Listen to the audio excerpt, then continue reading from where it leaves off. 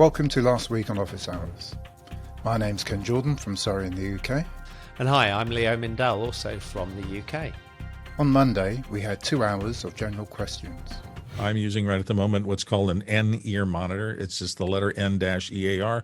It's exactly the same as the Bumblebee.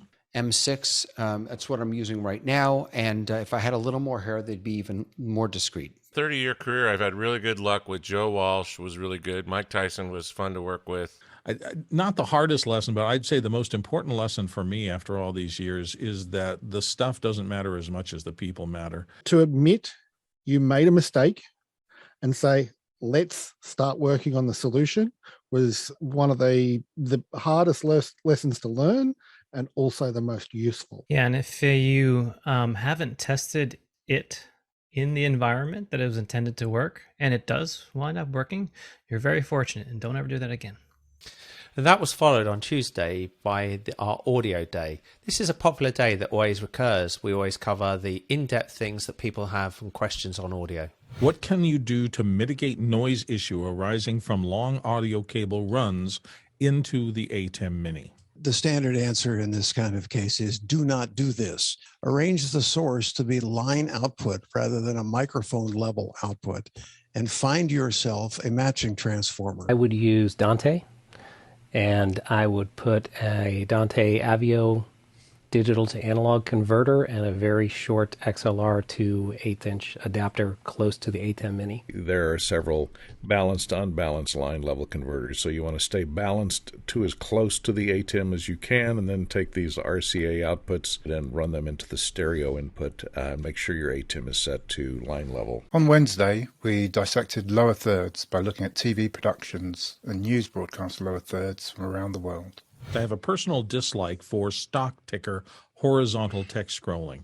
Is that just me, or is it shared by the panelists? The pacing of motion is a big deal when frame rates are involved, because certain things can look chunky as they go across, and especially with rolling titles the same way. It also depends on the panel in TV that you have. We've noticed in the studio we'll have the newer panels, and the scrolling text looks very smooth and it's comforting to the eye.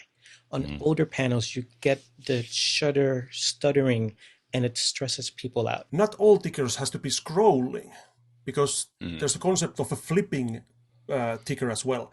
I have on my screen here, I have a flipping ticker. So it doesn't scroll across the screen, it just shows up one piece of information. We followed this with a discussion on crowd management, and it shows the breadth of the panelists on Office Hours and how much we were able to go through and what happens in various different live environments over the last few years. Disney has a whole division, for crowd control and metering the flow of guests through a theme park and through an event. There are these elevators that they take you in. You wait for the elevator in line. They got things to entertain you in the line before you take the elevator, and the elevator pretends to take you down underneath the sea. But that elevator is just a metering device. Large groups of people are like sheep.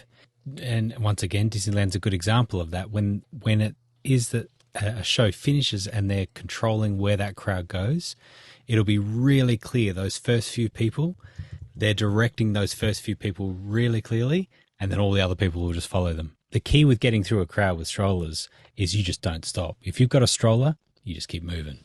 On Friday, we discussed backing up the backups.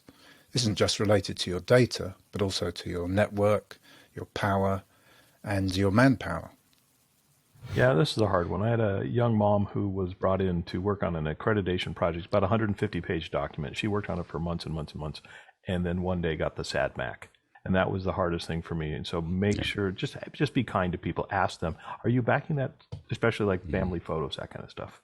And I think that's one of the things that differentiates hobbyists versus professionals, is that professionals think of all the reasons that something could go wrong. I've lost data lots of times because I thought I had a backup and I didn't.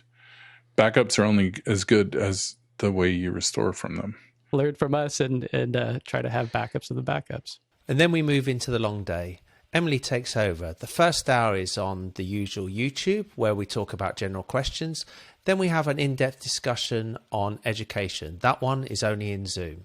That was followed by making chai with Diamante and then the Belfast method.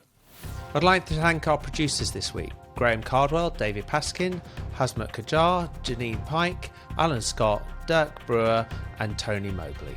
And I'd like to thank our video contributors this week, Graham and Keith, and as always, our director and video editor, Roten.